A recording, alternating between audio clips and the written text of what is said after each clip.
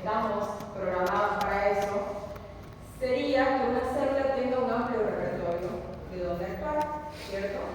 Por ejemplo, los linfocitos B, los plasmocitos, los linfocitos T tienen un amplio repertorio de dónde actuar. Y cuando hay un proceso infeccioso o inflamatorio, lo que queremos es que aumenten en cantidad, o aumentan en cantidad, pero distintos, cada uno distinto, ¿cierto? A eso se llama policlonal, que es lo que se quiere, es lo que se espera del organismo frente a algún evento infeccioso o inflamatorio. ¿Ok? ¿Se entiende esta parte? Antes de empezar este tema, quiero que recordemos qué es un plasmocito.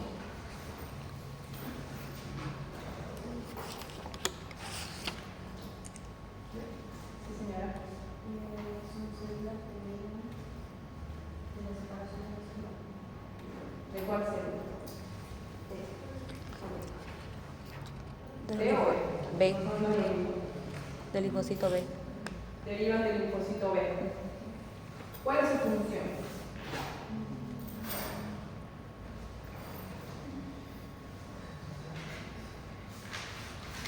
¿Me olvida?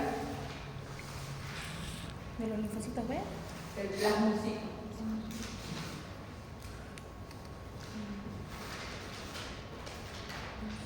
Porque esta es la célula estrella de la patología. Y tenemos que saber normalmente qué hace para comparar con lo patológico que vamos a ver ahora. Ataca ¿Qué hace un plasmocito el normalmente? sistema inmune. Lo que hace es producir anticuerpos, inmunoglobulinas. Es una célula productora de anticuerpos e inmunoglobulinas, ¿cierto? Dentro de este espectro de gamapatías monoclonales, se llaman gamapatías porque la parte que afecta al proteograma que lo vamos a ver ahora es la porción gamma, ¿sí? Eso lo vamos a ver ahora. Monoclonal ya saben lo que significa monoclonal. Que van desde gamapatía monoclonal de significado incierto o en gas o MUs, como le quieran llamar, pasando por un mieloma múltiple indolente, asintomático o smoldering, cualquiera de los tres nombres es válido, y concluyendo finalmente con un mieloma múltiple. Son tres estadios, el paciente se puede presentar en el primero, en el medio, en el último directamente, cualquiera de los tres. O evolucionar de un gas a un mieloma múltiple en el transcurso de su enfermedad. ¿Sí? Son los tres aspectos evolutivos que tienen estas patologías. Acá les puse de dónde deriva el plasmocito, pero como ustedes ya lo saben. Y acá se lo presento para los que no lo recuerdan. El plasmocito es una célula secretora de anticuerpos o inmunoglobulinas. Morfológicamente tiene esa característica típica: un núcleo excéntrico, un citoplasma amplio y una hiperclaridad perinúclea. ¿A qué creen que corresponde esa hiperclaridad? ¿A qué parte de la célula? ¿O a qué componente celular?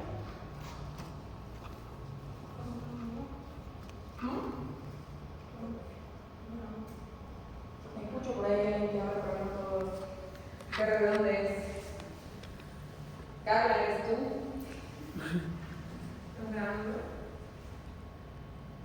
No, esta hiperclaridad perinúcleo sería esta y esta de acá.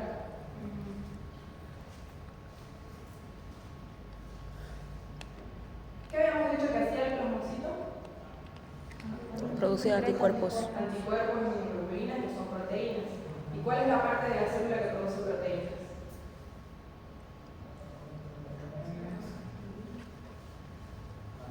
¿Cuál es la parte de la célula que produce proteínas? ARN. Empieza con A, termina con aparato de Golgi.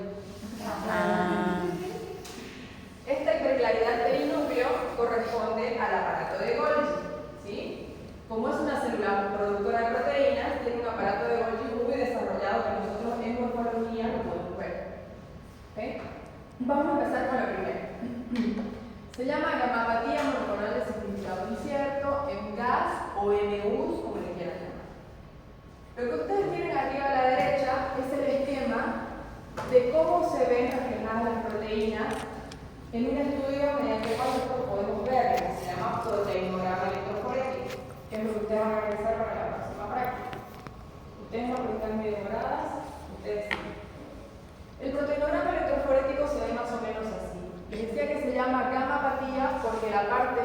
afecta generalmente es la porción gamma, la última curva. ¿A qué corresponde la primera curva, la más alta? La albúmina, es la proteína que tenemos en mayor cantidad, la más importante, ¿cierto? Tiene múltiples funciones. Lo que hacen actualmente, lo que hacen cuando hacen un proteinograma electroforético para hacernos este gráfico, es agrupar un grupo de proteínas en el sector alfa, otro grupo de proteínas afines en el sector beta, o en el alfa 2, otras en el beta, y en la porción gamma es donde estarían las inmunoglobulinas IgA, IgM y IgG, que son las que nosotros vemos cuando hay un mieloma múltiple, un MGAS o cualquier gamapatía monoclonal. Les voy a mandar en la plataforma un artículo que describe súper bien, súper detallado y súper conciso y fácil de entender esta parte de cómo hacen los proteinogramas electroforéticos, ¿sí? Para que lo repasen y lo profundicen. Entonces, cuando yo hablo de un MGAS o un mieloma múltiple, una gamapatía monoclonal de significado incierto, estos son los criterios de definición, sea no IgM, IgM o de cadenas lineanas líquidas. El más común es el no IgM, que sería el IgG, ¿okay? Y los criterios diagnósticos son un componente monoclonal. Cuando hablo de componente monoclonal, hablo de que hay un plasmocito clonal, ¿cierto? ¿Qué es lo que hace el plasmocito clonal? Tiene una alteración, se clona. Pero como la función del plasmocito es producir proteínas, inmunoglobulinas, la proteína que va a producir, en vez de ser IgM, IgG, IgA, como tendría que ser, va a producir siempre la misma, ya sea IgG, IgM o IgA, de manera patológica.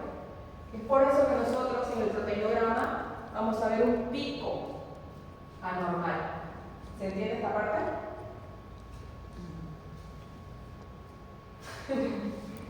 Voy a intentar dibujar y no se van a reír de mis dibujos.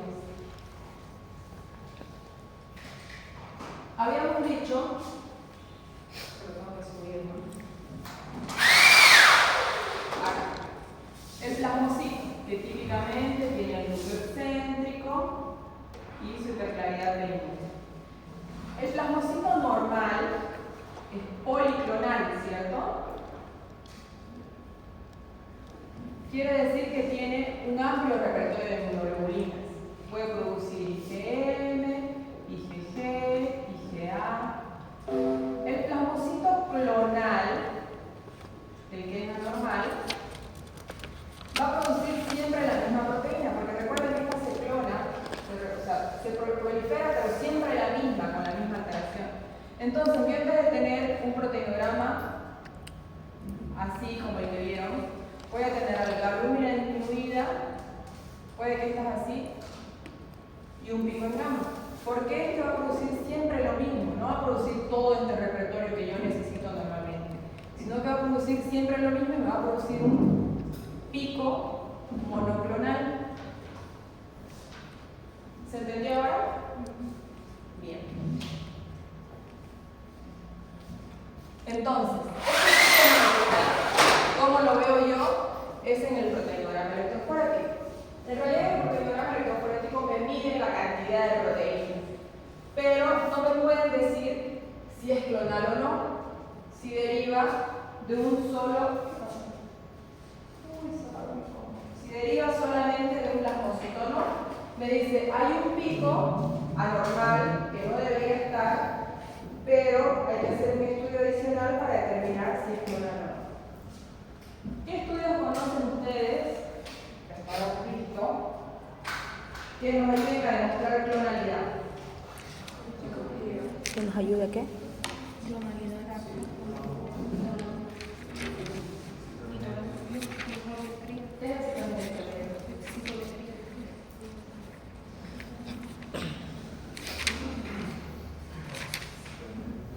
¿Qué es el estudio citogenético?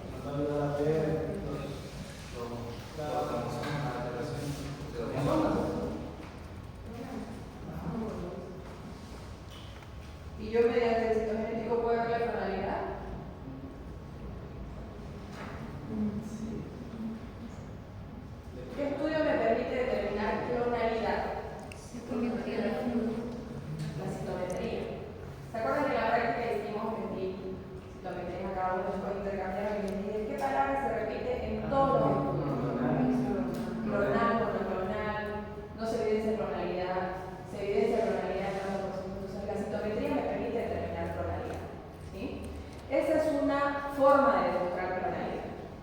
respirado en médula y veo si ese aumento de plasmocitos es clonal o no, porque puede ser policlonal. ¿En qué casos?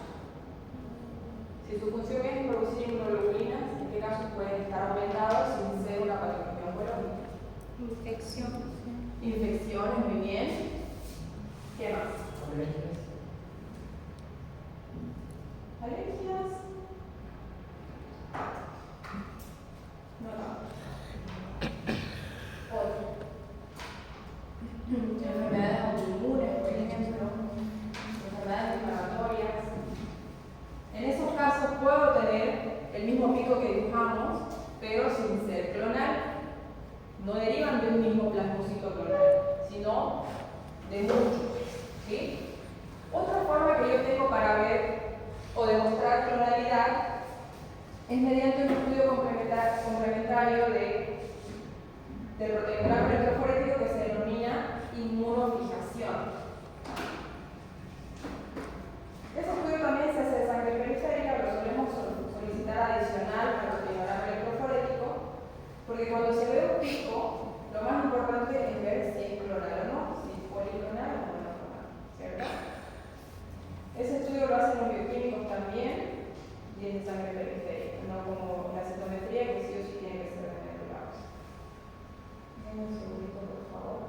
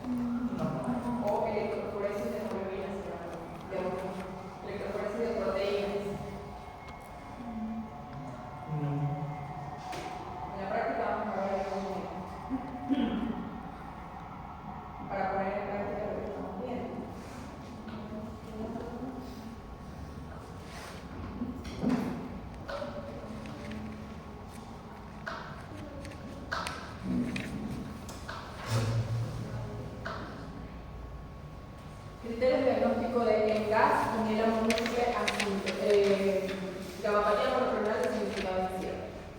Tengo que tener un componente monoclonal menor a 3 gramos por decilitro, es decir, que pido un proteograma electroforético y me informan un pico anormal monoclonal con inmunofijación menor a 3 gramos y una infiltración plasmocitaria en médula ósea menor al 10%.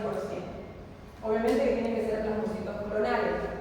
Entonces, para hacer diagnóstico de esto, yo tengo que tener citometría de flujo y tengo que tener un proteograma electroforético con inmunofijación si corresponde.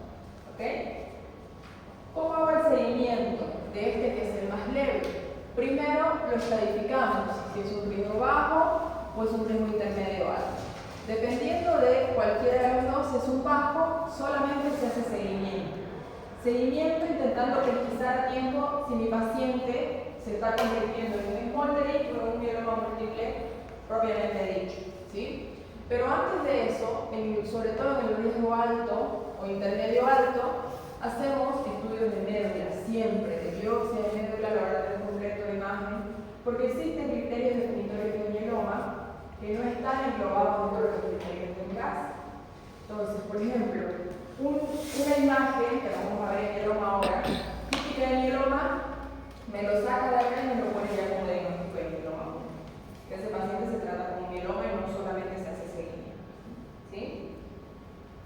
El del medio, que es el que está entre ENGAS y mieloma múltiple propiamente dicho, se llama indolente, en otros libros lo van a encontrar como asintomático o como smoldering. Y este tiene dos criterios diagnósticos muy puntuales. Acá si ustedes se fijan, el componente ya es mayor a 3, no menor a 3 como el anterior. Y la infiltración de la médula es mayor a 10, pero menor que 60. ¿Sí? Y algo que es muy importante en este tipo, en este estadio, es que no tienen que haber eventos definitorios en el mieloma, que lo vamos a ver ahora. ¿Sí? ¿Alguien sabe qué es el CRAP? Son unas demócratas. Es una demócrata. La C es calcio, que es una hipercalcemia. La E es un renal, que es una insuficiencia renal. La A es anemia, las hemoglóbinas están bajas. Y la D es BON, que serían los huesos, alteración de los huesos, que también pueden ver en radiografías, lo que son, me imagino, como si estuviera sacado calos. Exactamente.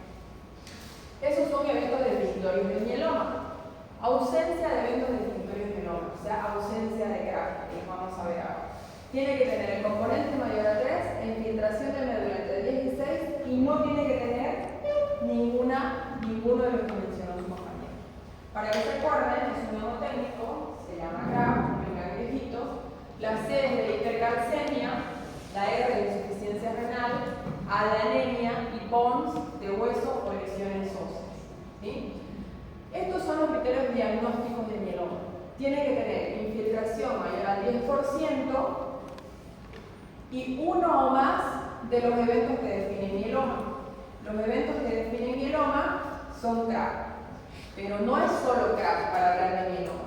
Si ustedes leen bien, dice infiltración de la médula mayor al 10% más uno o más de CRAP. No es solo CRAP, porque ese es el error muy común en los exámenes. Criterios diagnósticos de mieloma y me ponen CRAP. Y a veces no me ponen ni siquiera qué significa la C, qué significa la R, qué significa la B. Entonces es infiltración de más del 10% más un evento definitorio de mieloma, que ahí sí están involucrados los que comprenden el CRAP. ¿Sí? Actualmente existen estos últimos tres. Bueno, y acá está explicitado qué valores tiene que tener, ¿no? Cuándo tiene que ser la hipercalcemia, cuándo la insuficiencia renal, cuándo la anemia. Y las lesiones óseas, esto es importante porque las lesiones óseas de mieloma son típicamente osteolíticas. ¿Sí? Son esas lesiones, como decía su compañera, típicas en sacabocado, como si yo agarrara una cucharita de esas de servir helado y sacara pedacitos de hueso. Porque lo que hay en el mieloma dentro de su fisiopatología es una alteración en el balance entre la formación de hueso y la resolución de hueso. O sea, ¿quiénes son los que forman hueso? ¿Los osteoblastos o los osteoblastos? Osteoblastos. Y los que se encargan de la resorción del hueso, osteoblastos. ¿Y cuáles son los que funcionan más en el mieloma?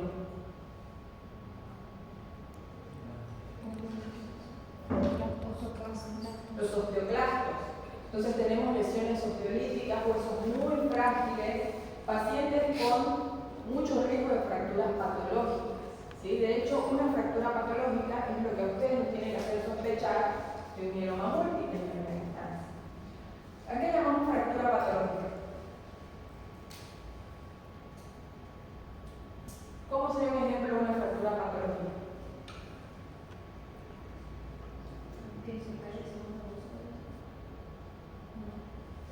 Depende del contexto. Un paciente de 90 años, si se cae sobre un hueso, no es patología. ¿Por qué? No, pero puede ser esa condición de los huesos de cristal. No escuché. Puede ser esa condición donde hay una persona con huesos de cristal, por ejemplo. Hablando de mieloma, porque el mieloma la sospechamos cuando hay una fractura patológica. Un niño no va a tener mieloma, pero tiene un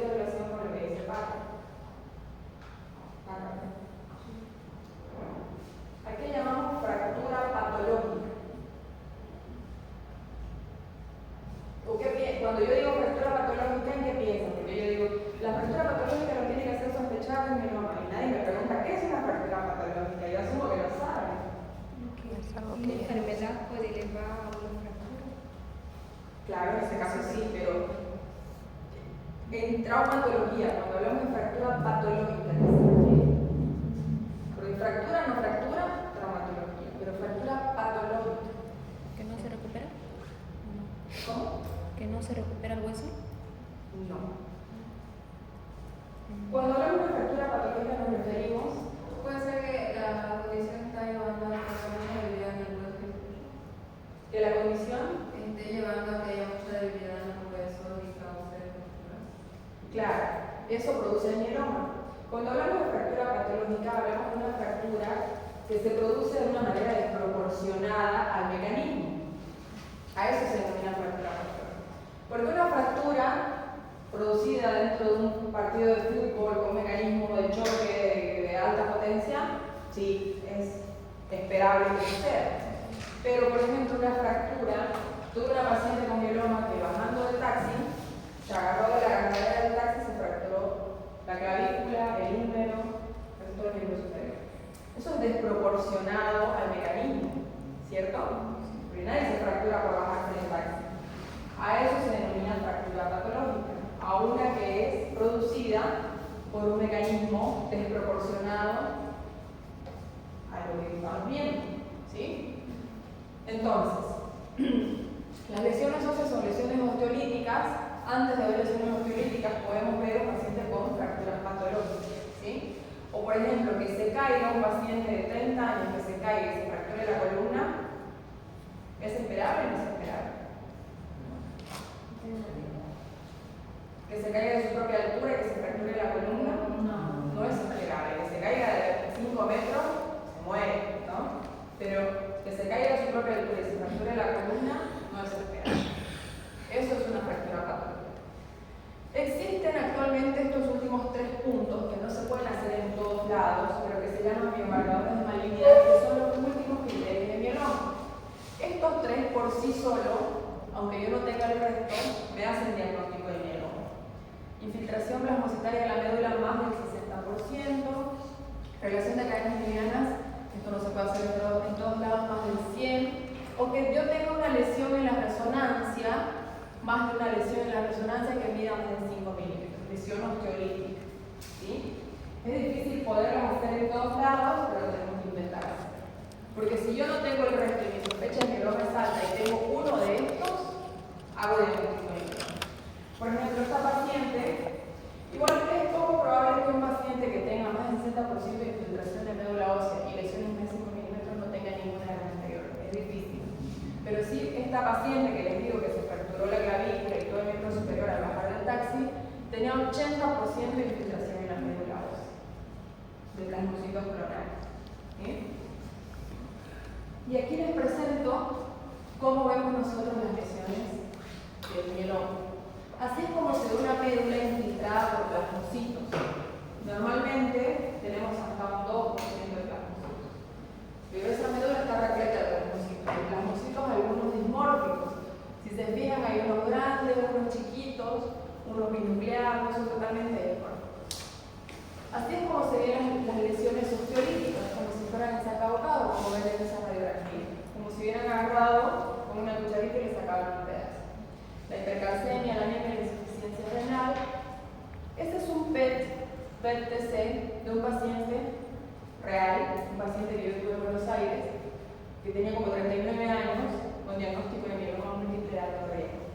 Miren todo el compromiso óseo que tenía. ¿Qué huesos pueden identificar comprometidos ahí? Acá, miren las dos. Todo lo que alumbra es patológico, ¿no? Los 2 fémures, los 2 húmeros, toda la pelvis, toda la columna, las costillas, tenía pero gran compromiso óseo. Hizo quimio, se trasplantó, actualmente está en mantenimiento, en revisión completa. Esto también es de él. Miren todo el compromiso óseo que tenía. Cuando hablamos de imágenes, podemos usar tomografía, podemos usar PET o podemos usar resonancia, cualquiera de las 3. Antiguamente se usaban radiografías y se radiaba al pobre paciente de los pies a la cabeza para poder ver todos los huesos, ¿sí? Dentro de las fracturas, hablando de las fracturas, ¿cuál creen que sería la más compleja y y las que ustedes tendrían que prestar atención como médicos generales o médicos emergentes que van a hacer pronto. La de columna, porque puede comprometer la movilidad del paciente. Entonces, es imprescindible hacer una resonancia en un paciente con sospecha de mieloma para descartar un compromiso a nivel de la columna o del medio. ¿Sí? Porque en ese caso, si hay compresión, por ejemplo, el tratamiento quirúrgico es de urgencia. ¿Okay? Y ahí nosotros los hematólogos no tenemos mucho que hacer. Ahí tienen que ver los traumatólogos. Créanme que hay mucho lío porque nadie quiere operar eso. Porque el hueso de un paciente con mieloma es como si fuera una galleta, así de frágil. ¿Sí? Estas son formas atípicas de presentación de mieloma múltiple. Se tratan como mieloma también, pero para que las tengan conocidas por lo menos. Se denomina plasmocitoma solitario, polinfiltración de médula ósea, leucemia de células plasmáticas. El plasmocitoma solitario son lesiones en partes blandas que son plasmocitos clonales. Yo tuve una paciente que tenía un pequeño tumor en la región frontal, que todos creíamos que era un linfoma, que lo derivado del más. Hicimos biopsia, eran 2 plasmocitos clonales, únicamente localizados acá. A eso se llama plasmocitoma solitario. ¿Sí? Ahora, si esa paciente hubiera tenido compromiso de médula ósea, entraría en este grupo. Y en las leucemias de células plasmáticas, es el único caso donde yo voy a ver plasmocitos en sangre periférica. Recuerden que normalmente están en la médula ósea, no los tengo que ver en la sangre periférica. Pero en este caso, puedo encontrar, y si tengo más del 20% de plasmocitos en sangre periférica, hablo de una leucemia de células plasmáticas. Se trata igual que un mieloma. ¿Sí? Esto para que ustedes vean todos los estudios que tenemos que hacer nosotros, los hematólogos en un paciente con mieloma múltiple. Desde el laboratorio de hematología, la médula ósea con todos los estudios citogenéticos, citometría, todos los estudios bioquímicos, los estudios proteicos y los estudios de imagen. Todo eso se necesita a la hora de hacer un diagnóstico, de hacer el diagnóstico y de estadificar un paciente con mieloma. ¿Sí? ¿Cómo lo estadificamos? Usando este índice pronóstico internacional, este sistema de estadificación. Se llama índice pronóstico internacional, el de acá y el otro es el revisado. Uno usa el estudio citogenético, si ustedes se fijan, acá sí está usando el estudio citogenético acá. ¿Para qué me sirve esto? Para definir tratamiento. Paciente con un ISS 3 o ISS revisado 3 tiene que ir a trasplante. El resto se puede manejar con tratamiento general.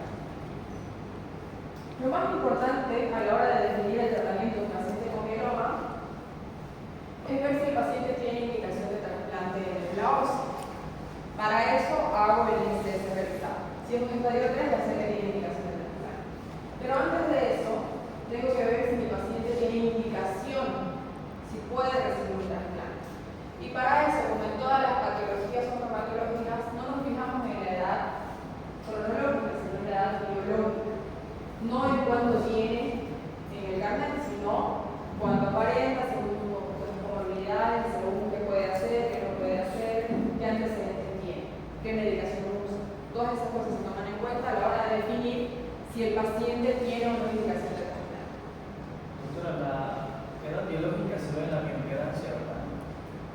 Sí, con el aparatito ese, sí. De hecho, te dice cuánto aparentas de acuerdo a la cantidad de grasa que tenés. Grasa visceral. Exacto. El tratamiento consiste en una inducción que es quimio. Esto se lo digo solamente de manera informativa. Inducción, hacemos quimio. Si tiene indicación de trasplante, hacemos trasplante. Luego hacemos la consolidación y después hacemos un mantenimiento. Es largo el tratamiento de un paciente. Y obviamente que puede recaer, puede ser refractario, puede tener recaída temprana, recaída tardía. Ojo que el mieloma no se cura, solo se controla, no tiene cura. Por más que yo lo trasplante al paciente, el mieloma no se cura. Bien. Esta es otra patología que está en algunos libros la van a encontrar dentro de las gammapatías monoclonales, pero en los libros más actuales la van a encontrar dentro de los linfoproliferativos. Se las puse acá porque tiene mucho que ver con una gamapatia. Se llama macroglobulinemia de Waldeck o linfoma linfoplasmocítico, como cualquiera de los que lo conocen. Es una patología clonal o linfoproliferativo donde la que va a estar afectada es la célula que se llama linfoplasmocito, que es un estadio previo del plasmocito maduro. Esa es la que va a estar afectada. Y típicamente va a producir un componente IgM, ¿sí? O sea, todo lo que va a producir ese linfoplasmocito no va a ser ni IgG ni IgA, va a ser IgM. ¿Okay? ¿Se acuerdan cómo era la IgM? ¿Cómo era el IgG de su estructura? ¿Alguien se acuerda? ¿Cuál es más grande? ¿IgM, IgG o IgA? Yo ya ahora química, ¿cierto? La IgM es una proteína pentamérica, es mucho más grande y más pesada que la IgG y la IgA. ¿Para qué les digo esto? Porque toda la sintomatología que va a derivar de esta patología tiene que ver con esa característica de la IgM. La IgM, al ser pentamérica, más grande, va a producir algo que es lo que nosotros tenemos que encontrar primero, que es la hiperviscosidad. ¿Sí? Esta patología, estos pacientes suelen tener hasta 4 gramos de IgM en sangre periférica o en suero, ¿sí? Imagínense esa proteína tan grande dando vueltas va a producir síntomas de hiperviscosidad. ¿Y cómo la manejamos? ¿Cómo creen que la manejamos la hiperviscosidad?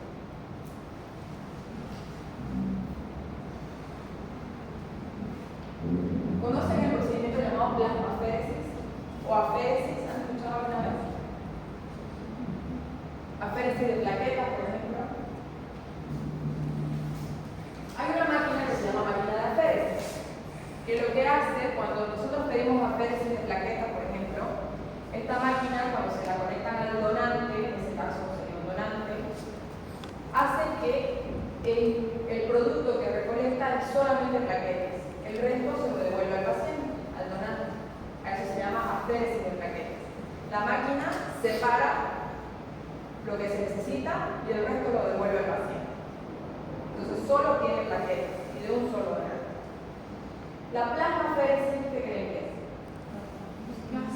Solo sacan el plasma. ¿Y dónde están las proteínas?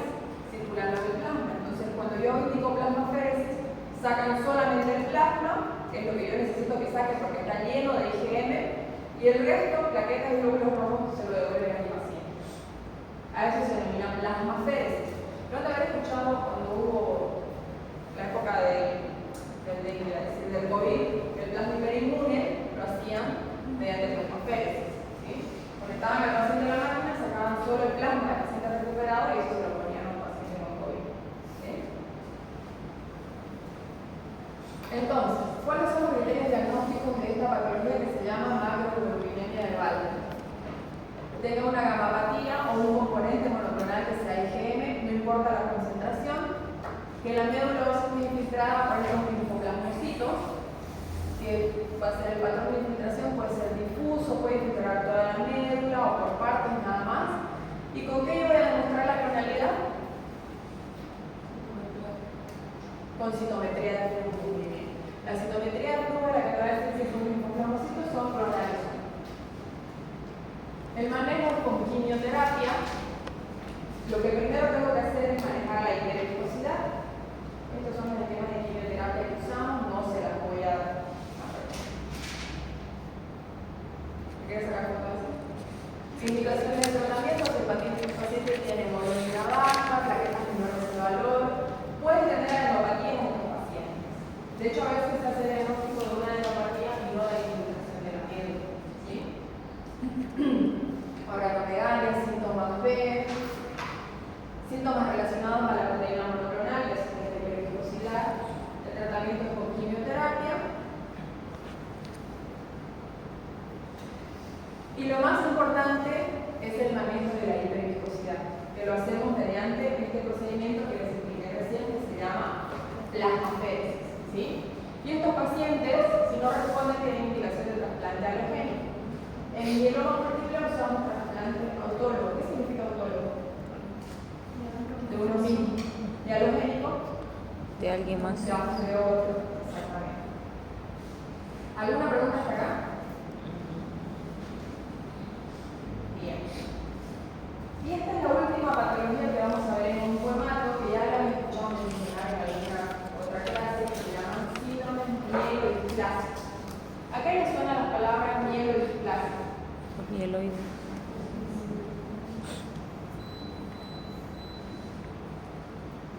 ¿A qué les suena mielodisplasia?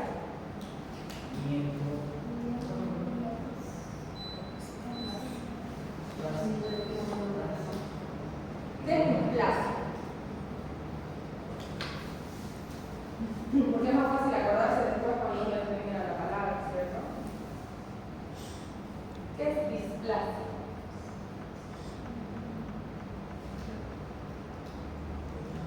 Algo diferente de su forma, ¿cierto? Aberrante a su forma, que no es una forma o de una característica morfológica normal. A eso se llama displasia. Entonces, en los síndromes mielodisplásicos son enfermedades clonales también de la célula progenitora hematopoyética, típicamente de la serie mieloide, que lo que va a producir muy característicamente son citopenias periféricas y persistentes. Esas anemias de larga data, que no son ni anemias neurológicas, ni anemias megaloblásticas, ni anemias de trastorno crónico, le dieron todos los tratamientos y no mejoran. En un paciente añoso, sobre todo, hay que pensar en un síndrome mielodisplásicos. ¿Por qué en un paciente añoso? Porque esta es la mediana edad, 65-70 años. Es raro que un paciente joven tenga un síndrome mielodisplásicos, muy común en pacientes añosos. Y estos pacientes, si no se tratan o diagnostican o manejan a tiempo, suelen derivar en una leucemia aguda. ¿Sí? Les puse este cuadro porque esta parte es importante. Ustedes, antes de pensar en un síndrome mielodisplasico, tienen que pensar en los otros diagnósticos diferenciales que en realidad ya los conocen. Descartar otras causas de anemia, otras causas de leucopenia, otras causas de trombocitomía. La mayoría de acá ya las conocen, quizás las nuevas serían las infecciones virales, descartar enfermedades hepáticas, renales, mieloproliferativas. ¿Sí? Antes de seguir avanzando en el diagnóstico, ¿qué es una citopenia? Porque yo dije que es una enfermedad que se caracteriza típicamente por citopenia persistente. ¿Qué es citopenia? Alteraciones de dos. Eso es bicitopenia. ¿Y por qué está preguntando? Yo asumo que lo saben, por eso sigue. Pancitopenia en las 3 series, bicitopenia en las 2. Exacto. Citopenia es una disminución ya sea de la hemoglobina o las plaquetas o los glóbulos blancos, al menos una citopenia persistente. ¿Sí? De hecho, los criterios diagnósticos, si ustedes se fijan, de los prerequisitos para pensar en un síndrome mielodisplasico, ya les ponen al menos una citopenia persistente. ¿Sí? Después los criterios decisivos vienen por cuenta nuestra. Los hematólogos somos los que definimos el porcentaje de displasia en médula ósea. Ese porcentaje de displasia de menos del 10% lo vemos nosotros en el extendido de la médula ósea. Y este porcentaje de blastos es importante, no tiene que ser mayor al 20%, ni igual ni mayor al 20%, hasta 19%. Porque cuando tiene 20% de blastos el paciente, declara luz.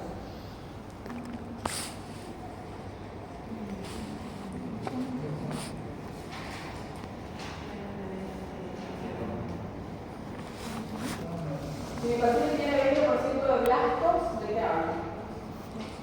De leucemia aguda. ¿Sí? Si ya mi paciente llega al 20% de blastos, estoy hablando de leucemia. No tiene que llegar al 20%, solo hasta el 19%. Y estas son las alteraciones morfológicas de displasia que yo veo tanto en sangre periférica como en médula ósea. Neutrófilos agranulares. Miren cómo se enseñan los neutrófilos. Estos son los que se denominan neutrófilos de Peyler-Webb o solamente binucleados. ¿Sí? Normalmente, ¿cuántos glóbulos tienen neutrófilos? De 3 a 5. Y acá solamente tenemos la mayoría con 2, miren. Los megacariocitos chiquitos, micromegacariocitos, hipoliobulados, hiperlobulados. En la serie tiroide podemos tener un núcleo, puede estar multinucleado, un núcleo asimétrico. Esto es lo que denominamos puentes internucleares en serie tiroide. Lo que ven ahí arriba se llaman sideroblastos anillados, que es anormal también, eso lo hacemos por otra dimensión. Y es importante distinguir los blastos y que no tienen que sobrepasar el 19%. ¿Sí? Estas recomendaciones siempre las seguimos nosotros los hematólogos, porque tenemos que tener mucho cuidado a la hora de definir el displasia. Recuerden que eso lo definimos nosotros, a nivel de la morfología. ¿Sí? Entonces, para eso contamos o 200 células de sangre periférica o 500 células de celulose. Y vamos viendo bien qué porcentaje de displasia hay en serie tiroide, en serie de agaricítica, en serie mieloide, de acuerdo a eso, vemos si cumple uno de los criterios diagnósticos de citopenia. Este algoritmo diagnóstico está bastante práctico, porque si ustedes se fijan, lo primero que toma en cuenta para pensar en un síndrome neodysplásico es una citopenia persistente. ¿Sí? Cuando yo tengo una citopenia persistente en la que he buscado otras causas, puedo considerar un síndrome neodysplásico. Lo digo al hematólogo porque es la serie negro, la citopenia, la síndrome negro, la biopsia. ¿Cómo lo estadifico? Como toda patología oncohematológica usamos sistemas de estadificación. Esto solamente a modo de informativo. Usamos este que se llama IPSS revisado, donde usa el citogenético, el porcentaje de blastos y la mayoría de fuera. También a modo informativo, nosotros cuando tenemos un diagnóstico de síndrome mielodysplásico, tenemos que clasificarlo en uno de estos. Viene la tabla de Barnett.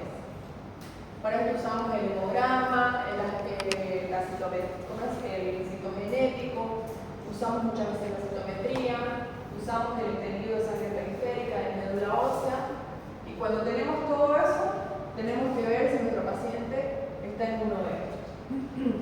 El tratamiento es distinto dependiendo de cuál sea. Dentro de las opciones de tratamiento, podemos usar, la que más usamos inicialmente es el punto 1, que se llama tratamiento de soporte. Generalmente las pacientes, si tienen un riesgo bajo, suelen mantenerse con ese tratamiento.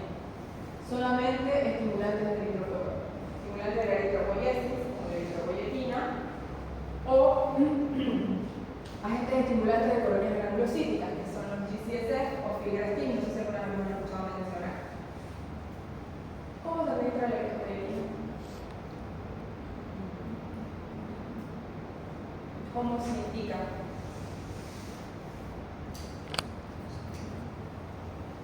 Ya están en su provincia, viene el paciente y dicen, bueno, voy a dar eritropoietina. 10.000 unidades, semanal. ¿Cómo se la da? Subcutáneo. No se da ni vía oral, ni intramuscular, ni endovenosa. Subcutáneo. ¿Sí?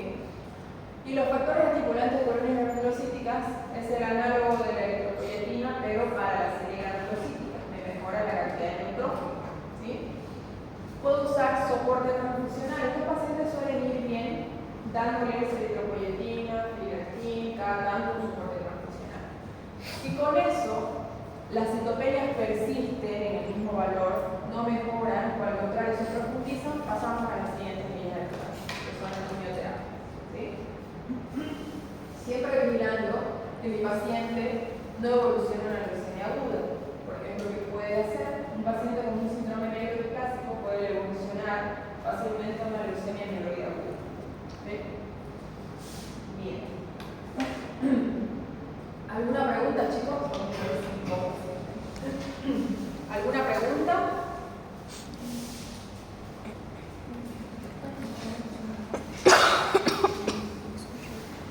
Doctora, ¿cuál era el tratamiento si no mejora ante la eritropoietina y todo eso? Quimioterapia. Gracias. Como en todas las clases, van a ser tres conclusiones, van a hablar de tres personas distintas. Dos de mieloma y una de síndrome mielodysplásico. Lo que a ustedes les sirve como médicos generales de esta clase. ¿Qué es lo que ustedes creen que es importante? Que tienen